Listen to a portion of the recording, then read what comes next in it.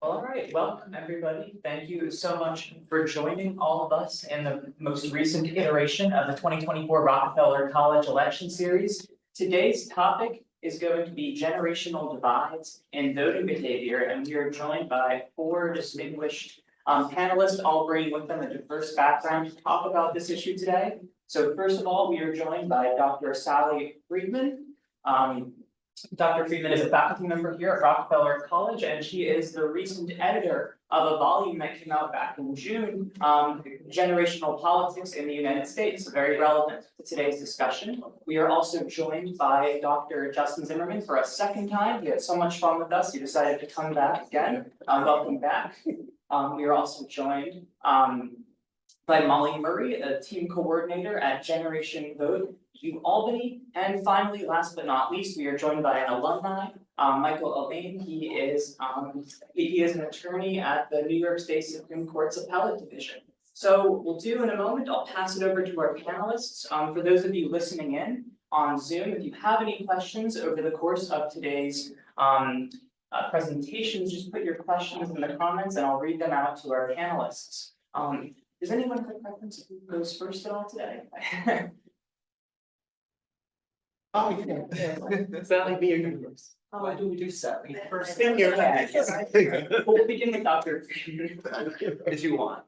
I wanted to, I wanted to talk a little bit about the theory of generations to set this up, I think. So there's a political scientist, sociologist, Carl Mannheim from the 1920s that took generation stuff really seriously. And his theory was about generations matter, especially in your formative years from, I don't know, teenager to college, something like that. And that the events that are happening in that time leave a special imprint and are gonna really stay with you. Those events could be technological, they could be political, economic, sociological, technological today, clearly all the social media. So he really had a theory about formative years and socialization and events, and all that would lead different generations to see the world differently, and all that would stay with people over time, so that it's kind of weird, but what happens to you at age 15 or something, that a lot of that is gonna stay with you, till your 60s or 70s or whatever. So that was his basic theory. And you can think of a lot of other alternatives to it, like you can't anticipate what events are gonna be, all kinds of intersectionality, that other factors besides generations, that people really do have the sense to change as their life unfolds. And I've been thinking a lot about that, I guess, after the last election, that if it's gonna really change a lot, is that, what's gonna happen to older people? Is the older supposed socialization stuff gonna stick with people or not?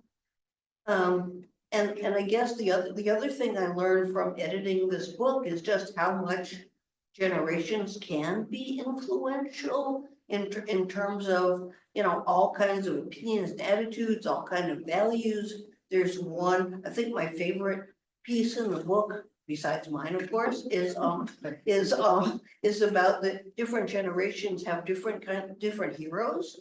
I just think that's really interesting. So, so therefore, different generations have different, different events are important and remember different events differently.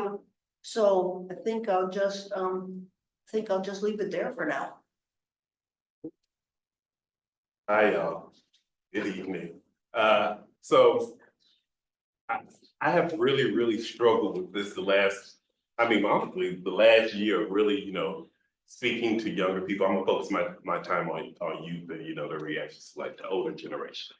And, even in my own research, I deal with a lot of local politics and I talk through distrust. And one of the main things that I talk about when I talk about distrust is like the distrust between neighbors and how they work around that. And one of the biggest instances of distrust among neighbors is among generations. I deal with people on the predominantly Black sides of Chicago, and you know, one of the things is kind of actually what you were talking about, Professor Friedman, when it's kind of a distinguished difference in how people look at institutions, how they look at values, and whether or not they see themselves as being represented properly. And I think this is a big, big issue with Gen Z right now, and something that I'm gonna talk to them about on Thursday. And hopefully not get too many more rants. But you know, one of the things is like, you know, we talk a lot about it, and we've all been taught, especially like my generation, older generations, about, you know, the utility of democracy and, you know, how, you know, there can be equality and there can be fairness. And what I'm hearing a lot from Gen Z, both in my research and even just from teaching, is like, no, there's no fairness, there's no equality, there's no way for me to get to where I want to see our political futures to be. There's a lot of negativity when it comes to traditional forms of politics. There are particularly people who are youth of colors, particularly Black youth. There are deep distrust of the institutions and what those institutions can do.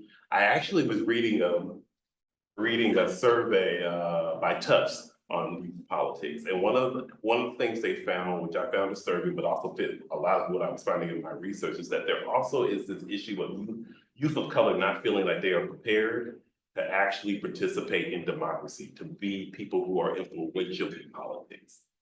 So where do you go from there? Sure, you can do civic engagement, and you can help people within your community. But if that's as far as it goes, if that's as far as anything with regards to policy goes, where does that leave us when we have a president-elect that is going to do real damage, regardless of whether or not we're able to build smaller communities? So what's really going to be an issue for the next 4 years, and probably a lot longer, and even long before President Trump got elected again, is how do you find those inroads between generations to find common ground? Not only between people of the same race, of, you know, young Black youth and older Black residents, but also just between youth and older folks in general. It seems like they're talking past each other.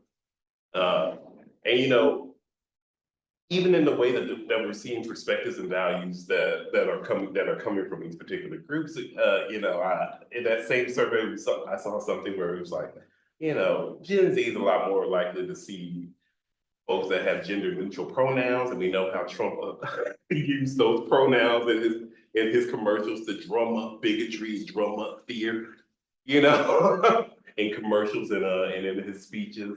They're more likely to care about climate change as we get a bunch of appointees that don't care about any of that. So it's gonna be really tough and challenging to keep youth hopeful, keep them moving forward, and to show them that there is some legitimacy to the democratic system and project.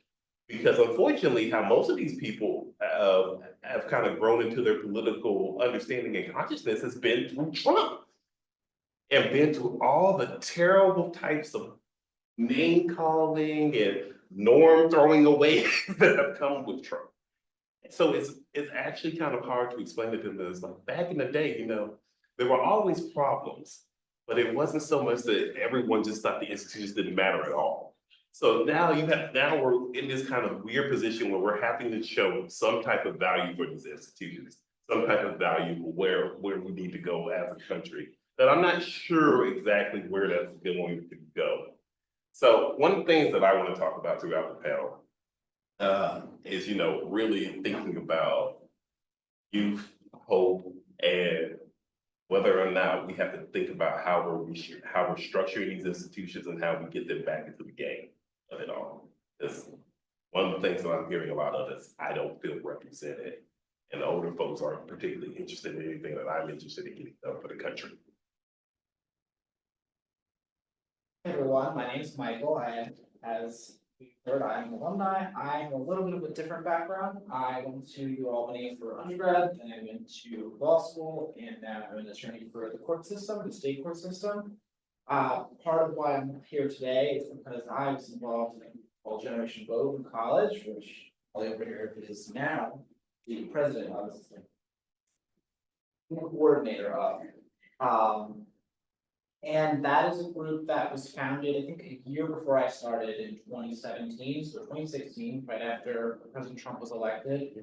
I'm not sure if that had anything to do with it, but it's a youth engagement group and it's specifically focusing on youth and trying to get registered new voters, get people involved, and not just youth, but focused on that. Something I just wanted to talk about today was just like recent trends and generational differences in voting. And I was looking at some data to prepare for this, and there was some Pew Research polling from over the past 30 years that were reported a few months ago, and we were talking about generational differences. It's actually really interesting. So they put together different age groups at different times. So you got 1999, people from 20 to 70, same 2009, and then 2023. And in the 1990s, the oldest group, 70 to 79, 52% lean Democrat, 46% lean Republican. Now it's 43% Democrat, 54% Republican. So that's changed according to the polling, this polling at least. And it wasn't like that before. And you see that with the younger group too. It was really close in 1990s. It was 52% Democrat, 46% Republican. In 2009, 60% Democrat, 38% Republican. So you see a shift with the age groups, and that's different. There were also, I looked at some polling data from the most recent elections. There were some generational pieces to it as well. You got, so from CNN's exit polling, which we know is not perfect, exit polling, so 8% of new voters, there were 8% of voters were new, first time voting, and Trump won those 56-43. So I guess the question is, those people, are those young people? Are those new people who never voted before, but they're a little older?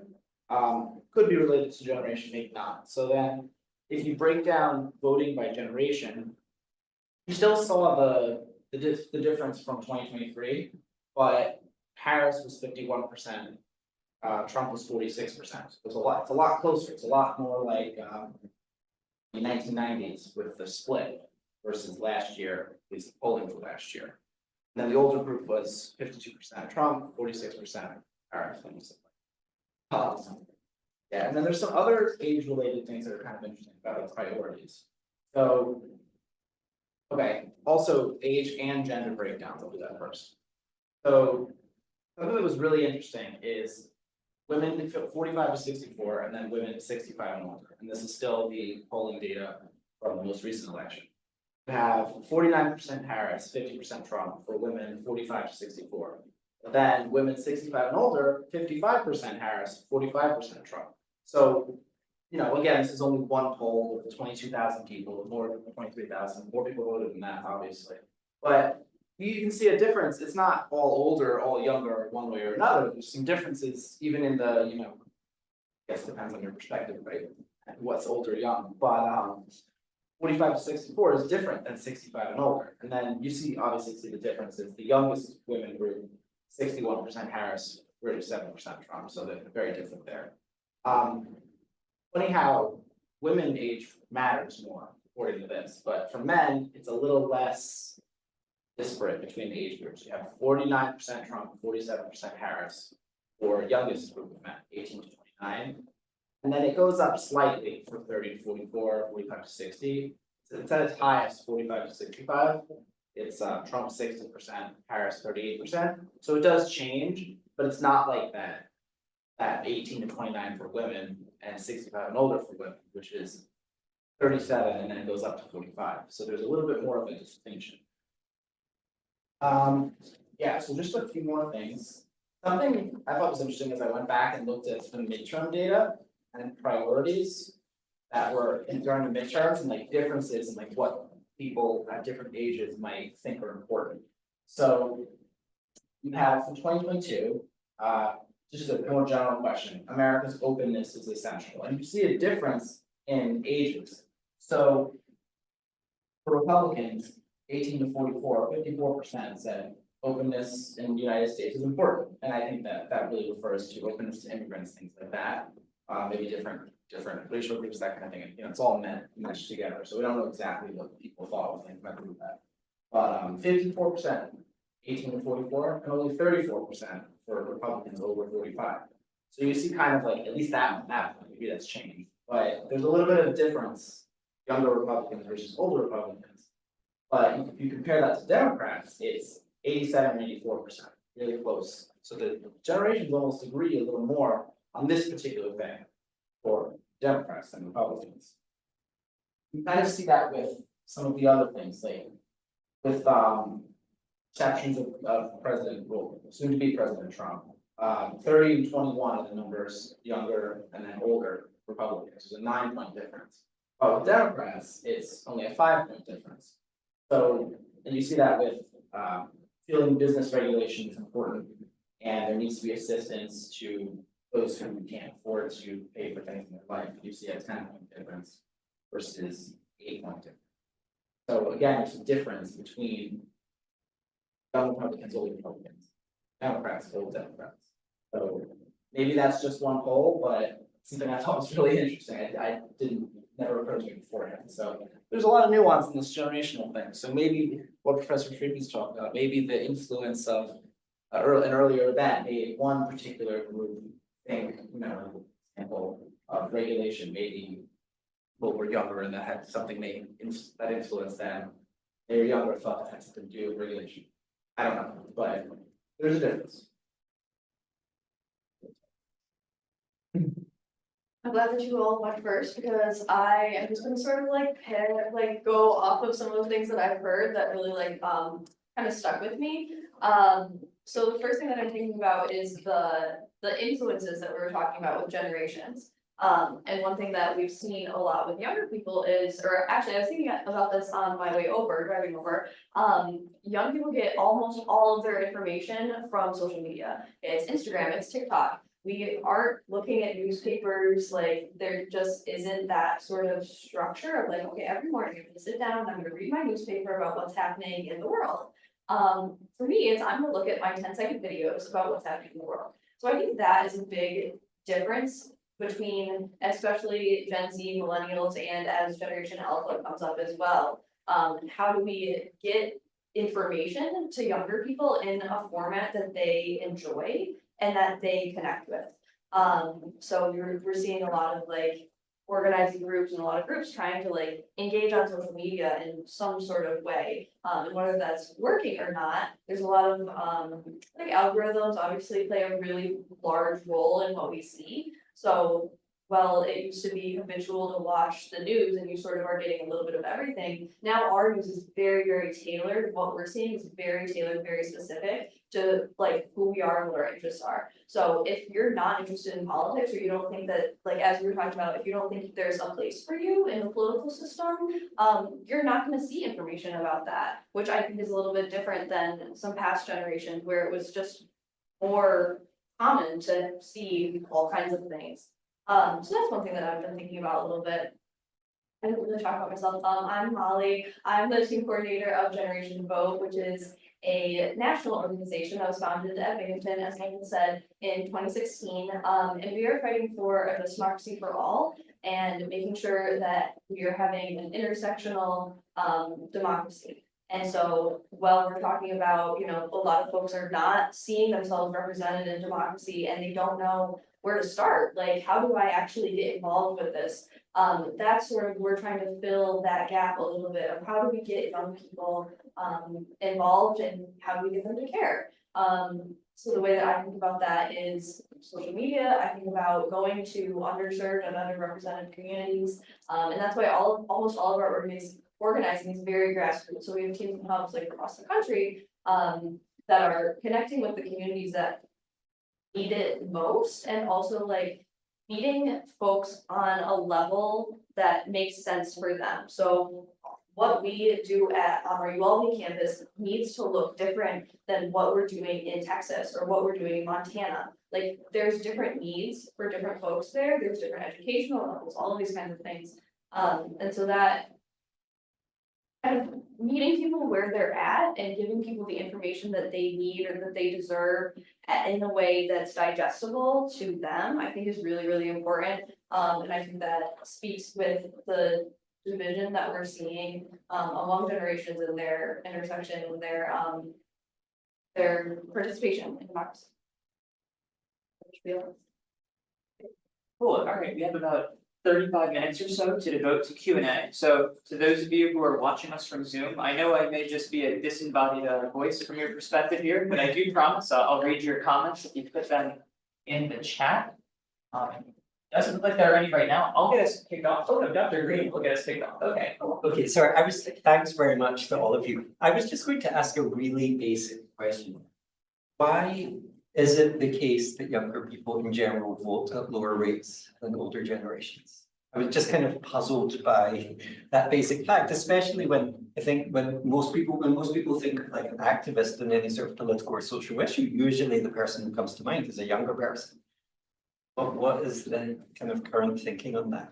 I don't know if anyone recalls the sources exactly, but I've been reading a lot that's actually changing in the past 5 to 10 years versus like ago. So that may be changing. I don't know why. Might be changing. I mean, another version of the answer to that is something about stake in the system. That, and I don't know, as you get quote more adult unquote roles, that you're gonna be more likely to vote. So that's an explanation, that's the first explanation that I think of. Whether that's really true or whether that's crap is another story. You know, we can think of it like, to like, what was it, Schlossman, Brady, oh, there's so many of them, but at all. And when they talk about, okay, who are the people who are gonna vote? It's the people who are the most well-resourced. Or not just vote, but who are more likely to be civically engaged. It's gonna be the people who are the most well-resourced. It's gonna be the people who have been professionalized in a way that gets them to vote, that gets them to run for office, and basically like they have the networks that are gonna get them politically involved. It's gonna be the people who are highly educated, which the youth. It's a mix, right? They're not quite at the level where they necessarily know what they believe, what they want to see, and they haven't necessarily been socialized completely with their education quite yet.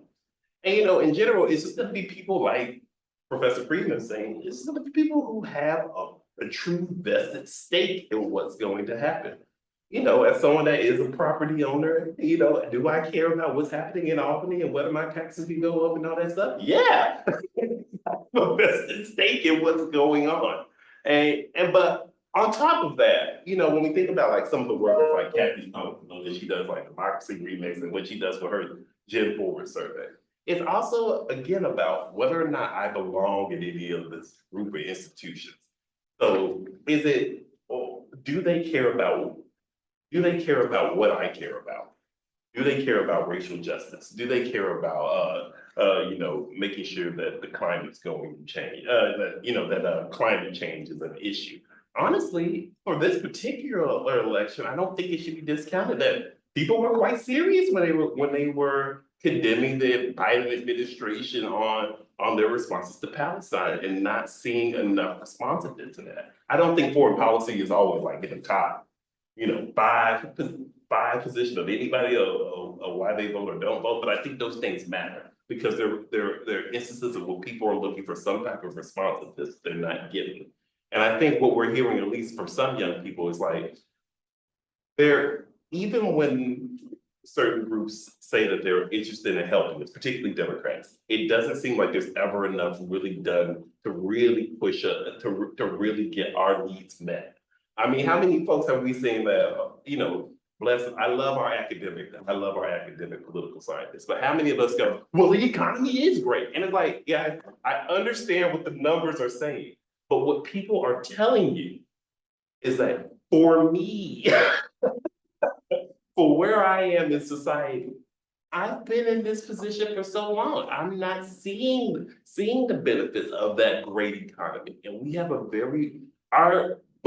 of our institutions, educational institutions and the government institutions have a really hard time really listening to the struggles of young people, but yet we want them to keep coming out there. And when they do politically participate, we beat the living hell out of them. So well, last year when we saw the encampments, when we saw young people pay attention to exactly what they cared about, not all young people, but enough.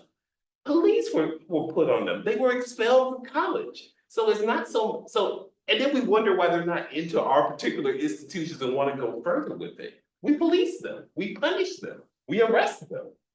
So these are the reasons why it can be kind of hard to get buy-in in something like voting and empowering. But the other side of that kind of is that young people aren't, and older people too, aren't always like rational. And what popped into my head while you were talking is, so they passed, I think in 1971, the 18-year-old vote. And yet 18-year-old votes were really, I don't know the numbers, but were low after that. So they had the chance and they didn't. If you want to think about it as a straight linear kind of, expectation. There was a piece of the 2022 polling that kind of touches on this. I mean, it shows that 45 and older, Democrats and Republicans, 84 and 76%. Democracy is really important. Then there was a 25 or 20 point difference with the younger group. So for whatever reason, it's less of a, I just need to do this, it's civics. I gotta vote, especially with voting, just going every year, that kind of thing. Versus engaging civic stuff like in a group or campaigning or volunteering. Just voting, that might explain some of it.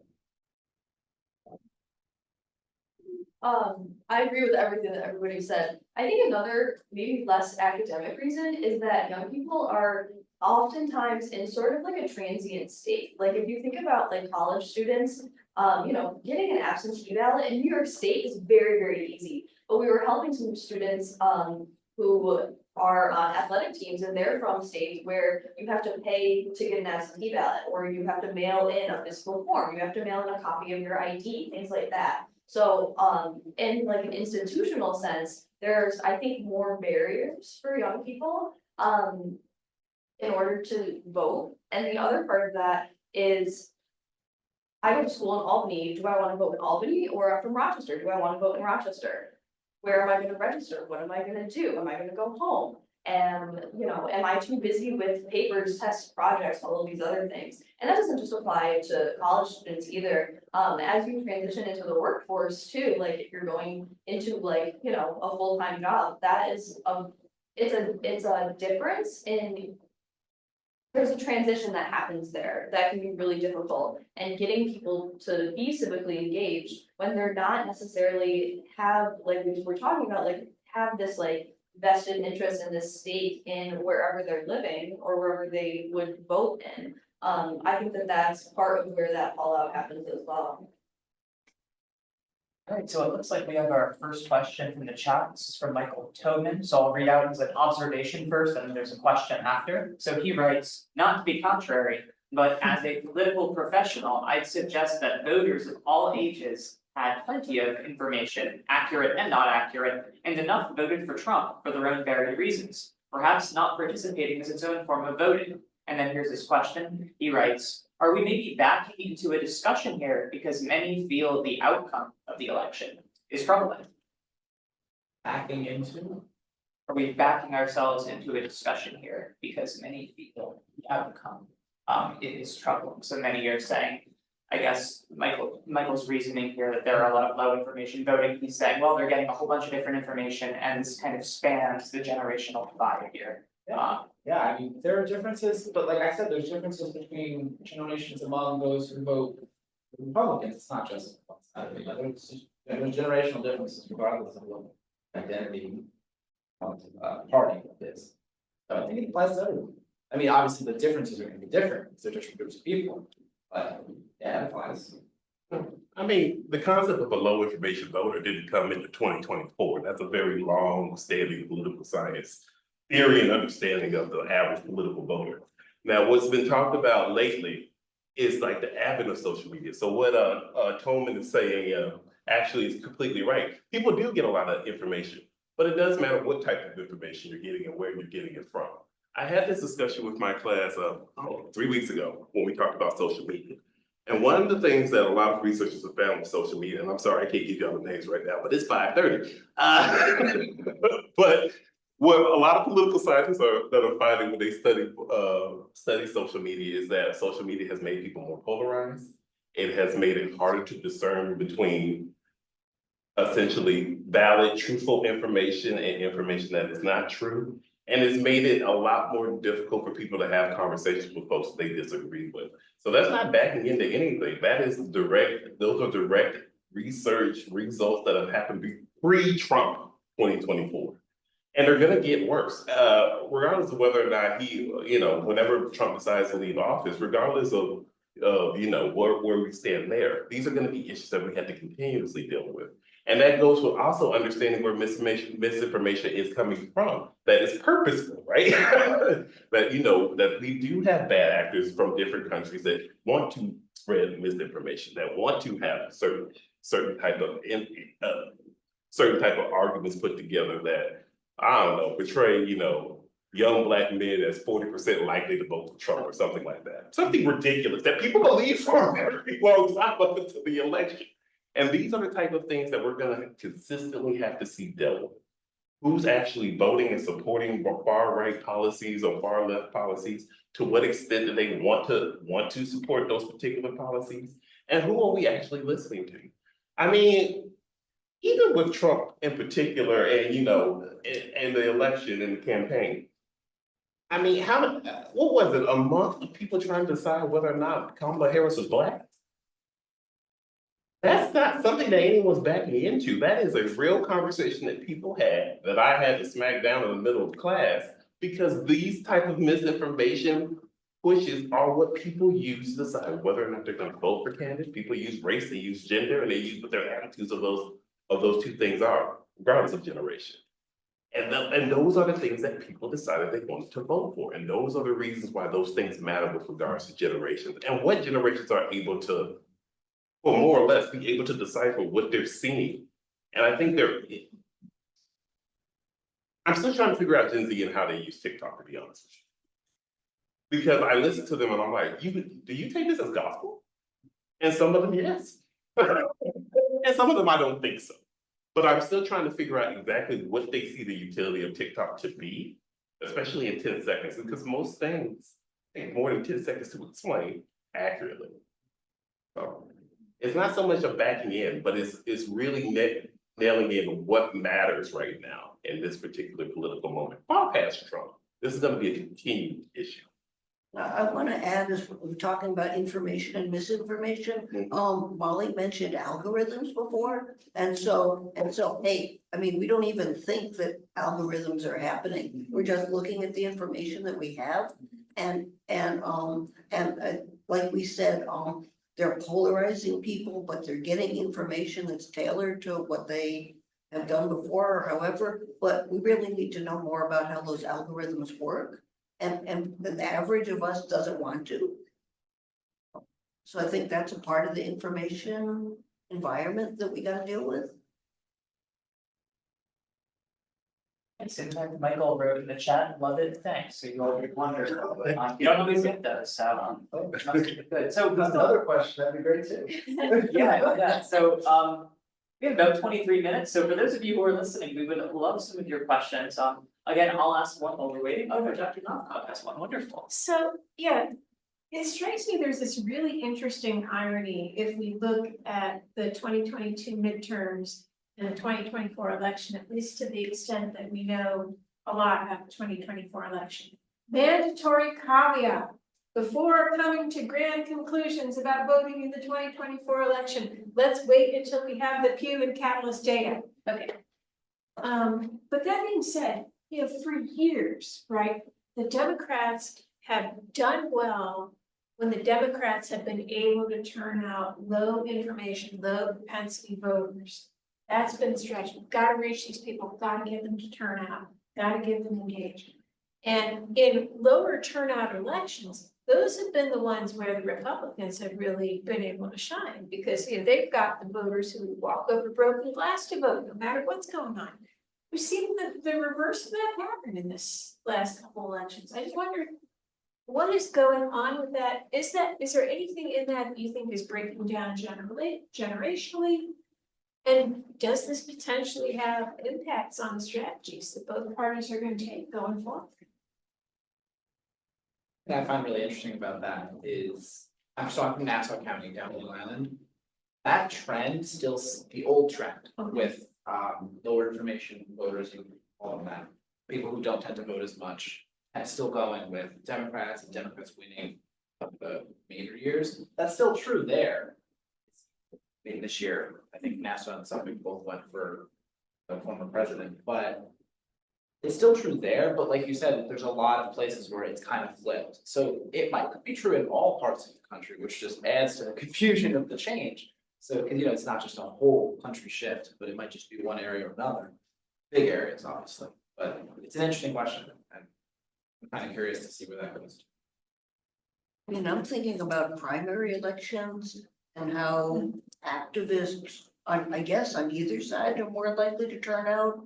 And so, I mean, I think that's true. The first thing you think of is some of the Republican side that have polarized in primary anti-Trump people or people who've done things against Trump.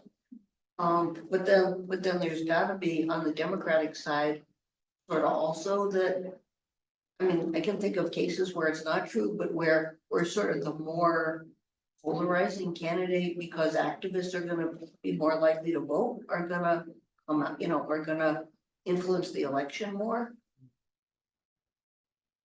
But also, I mean, I guess we're kind of missing the elephant in the room in all of this.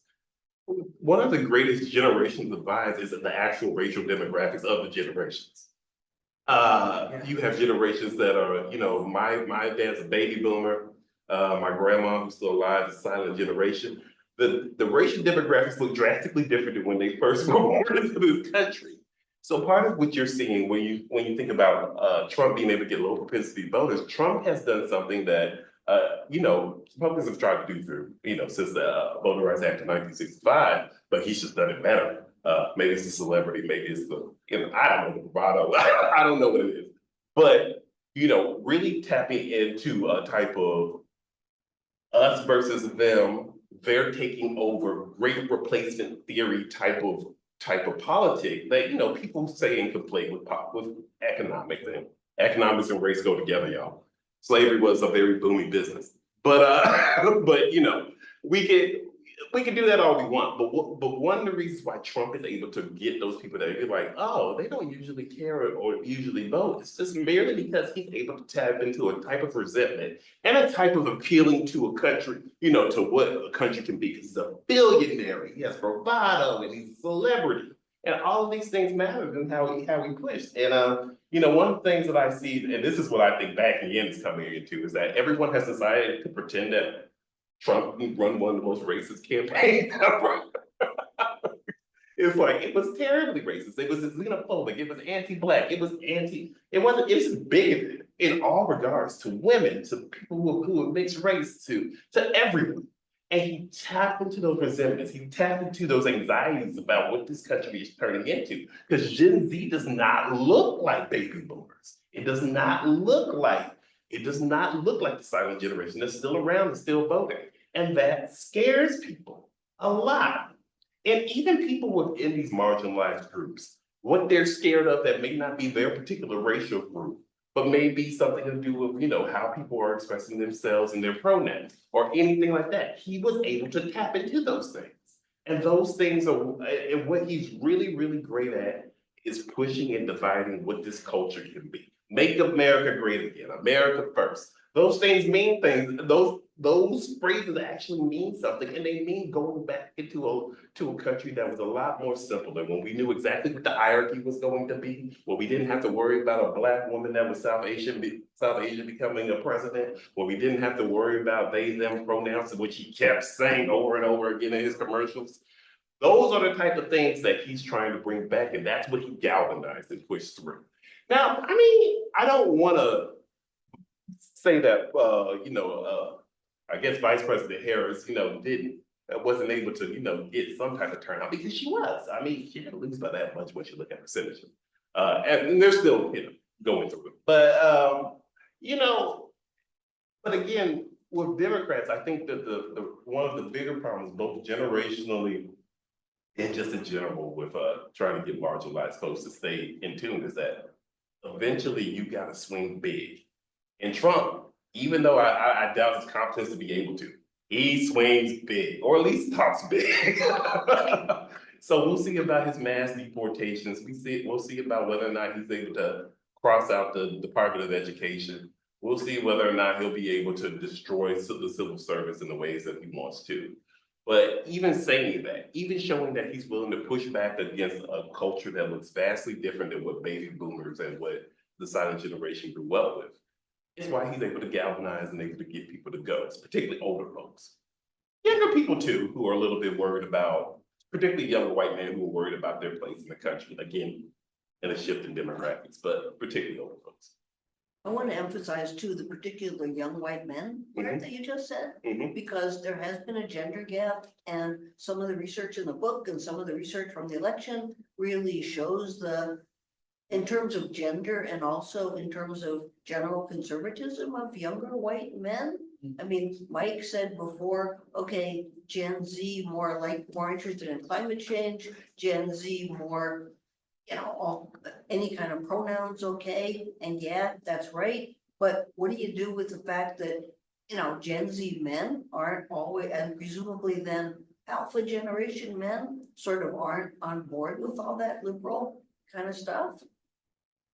Yeah, one of the things, I don't know which whole part of it is, and I know we don't really have the results completely yet, but one of the things that, one of them was that they care a little more about economic issues than not just the white men, but other men care more about economic issues than social issues. So they may not agree with President Trump about all that, but they vote for him anyway because they think, for whatever reason, economics can do something for me, help the economy, things like that. And I think this is really interesting because there is a lot, like with that shift, so it wasn't just, there's obviously all the stuff you said, but it was also at least a shift with Hispanic voters for sure. I think only like a 4-point difference, 5-point difference. So a lot of people, even though things Funny were enough said, though, when you look at nationality, yeah, it actually shifts about, this is actually kind of this is why race does matter. Because it actually, when you look at nationality of Latino voters, it actually doesn't look like just Latino men in general yeah, voting for him. it's very big. But what we see is a big shift in Cuban American men that voted for him. We see them Puerto Rican and Mexican men are still actually mostly Democrats. So that's why we have to think about both the history, the racial histories and the generations that are coming together. Because that's what he ran against. So are you saying that there were a lot of Cuban Americans that shifted and that? Oh, they didn't shift. They've always been consistently Republican in general. Yeah. But what you see is just that bigger lurch towards it. Yeah. So, and again, these that are, outweighs. and I want to preface this because Dean Knockoff is completely right there. Exit polls kind of suck. Yeah. But when you look at it, because everybody's going off the exit polls, let's go off the exit polls. When you actually look at what the nationalities are, it actually, like, it's not just that Latino men just suddenly became Trump voters. What you see is differences in nationality. And even with that, what you're also seeing is differences in immigration status, and you're also seeing differences in racial status. Yeah. Because Latinos don't necessarily racially identify in the exact same way. Yeah. And those are the things that are missing when we look at stuff like this, particularly. Of course. Partly because we just don't have enough time to survey it. It just happened. But it'll start coming. It's still true that it's a shift from past 20 years, as it's been happening. I think in the press, right, it wasn't everyone grouped into that group. Obviously, it's a diverse group, but they were different. Yeah, at least that group at the time versus now. I guess what Matt Barredo's report is out now. Oh, man. And he's a specialist in Latin American politics for people who don't know him. And their shop did, I think, a really good effort at an exit survey. And I think he's basically concluding that, yeah, there was a shift, but it doesn't seem like it was a hugely different shift than you saw among other groups. White men also shifted, white women also shifted. So you can't attribute the loss of any swing state to Latino voters. And I think it's just gonna probably take some time to sort out what was happening. The only thing I think I'd be ready to conclude right now is that it's too early to call this a realignment. But I think there is a shift that we can see. And it's gonna take some time to figure out what that means, how much of it does break down by nationality, how much of it breaks down by gender, you know, all those other factors, and region too, right? Yeah. I mean, one of the things my Latin American, US politics people tell me is, do not assume that, Mexicanos in Texas are the same as Mexicanos in California. Exactly. Exactly. And I was doing a poor job of saying this, but that's what I'm trying to get at. That's particularly when we think about Latinos, we're thinking about a group where you have vastly different histories. Some people have been in this country since it was founded because they were bathed into it. Some folks actually did immigrate here and they immigrated under different ways and different statuses. And all of that mixes with what type of politics they may have and how they may look at it.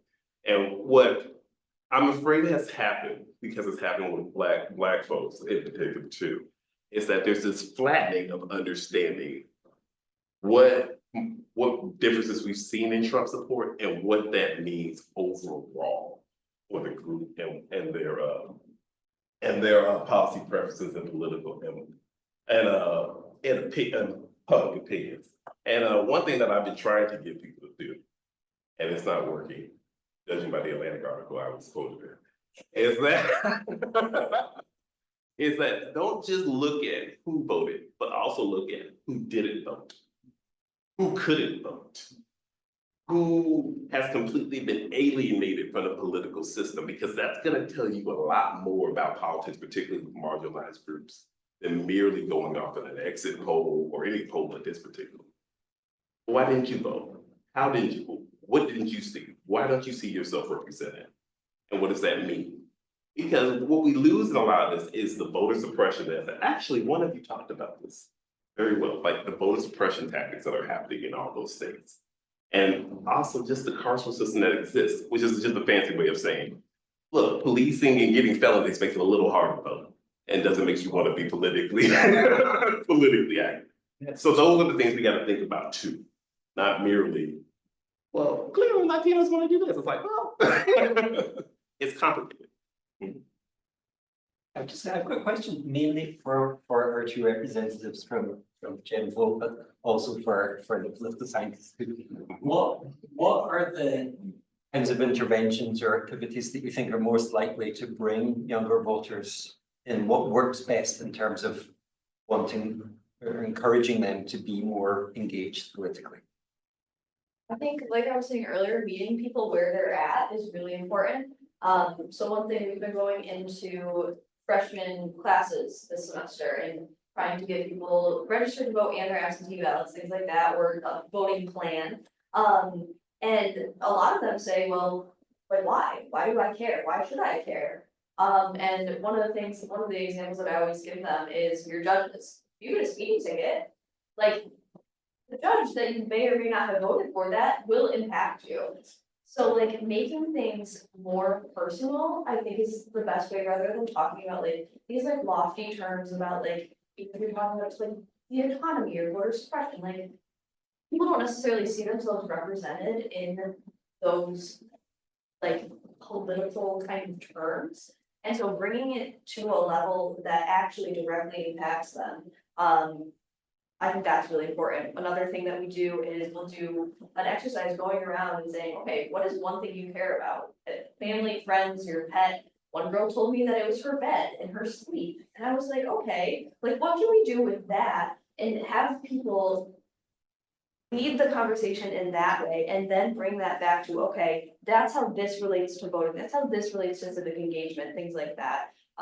So that's the tactic that I personally, and we personally have been taking a little bit. And I think that has gotten some folks. I think it needs to be more widespread, and there needs to be more availability of information and availability of these kinds of like events and stuff to younger people to get them to be interested. But that's at least a start, I think. I definitely agree with all that. I think personally, I've never, there are there's obviously some differences. Age, you know, you have kids, you have to have kids or have a house, that kind of stuff like that. To buy a house versus you already have a house. I think generally my experience has been meeting people where they're at, that is what for out of them. That's young people in place, age people in place. youngest 18-year-olds and 7-year-olds. They're not engaged and they don't think. Care about that, I'm not going to talk to you. And I did some. Cycle, there are a lot of people that were like trolling. That's not, I mean, I was doing that in college when I did. People like that, and they're just like, oh, I don't wanna. It's not, nothing good for me, it's like you're coming to ask for money or something, you know? Yeah. Okay, well, we have about 5 minutes left. We have 2 comments in the chat and 1 question. That'll be our final question. So I'll read you the comments. You can, react how you like, but then I'm gonna throw the question at you. So we got a comment from Victor Asal. He says, I think racism and sexism had a huge impact on the selection. Our other comments from Michael Tobin again.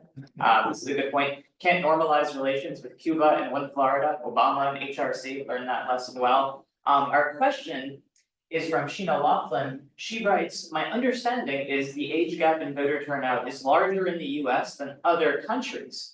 Is there a literature that attempts to address why that might be / how the United States might use an analysis of these trends to address issues of voter turnout among younger generations? What do you think?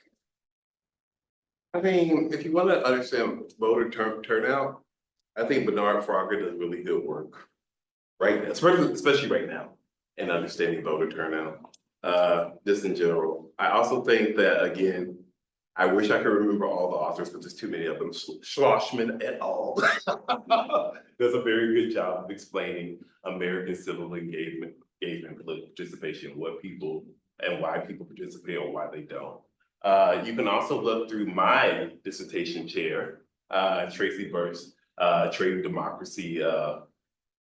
Oh my God, she's gonna kill me. I forgot her book. But Tracy Burt's book, I forgot the title, but it talks about how the carceral system has played a role in deciding how and like lowering political participation in Black neighborhoods. You can also just look through Kathy Cohen's Gen Forward survey, and it really does a very good job of giving the public opinion of young Black folks, of young people in general.